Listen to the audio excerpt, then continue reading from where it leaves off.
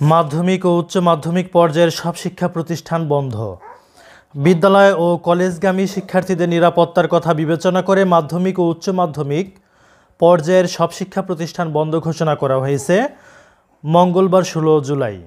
রাতে শিক্ষা মন্ত্রণালয়ের জনসংযোগ কর্মকর্তা MA খায়ের দৈনিক আমাদের বার্তাকে এমন তথ্য জানান। তিনি বলেন, বিদ্যালয় ও কলেজগামী শিক্ষার্থীদের নিরাপত্তার বিষয়টি বিবেচনায় নিয়ে শিক্ষা মন্ত্রণালয়ের আওতাধীন মাধ্যমিক ও উচ্চ মাধ্যমিক পর্যায়ের সব শিক্ষা প্রতিষ্ঠান এবং পলিটেকনিক ইনস্টিটিউটগুলোর শ্রেণী কার্যক্রম পরবর্তী নির্দেশ না দেওয়া পর্যন্ত বন্ধ থাকবে।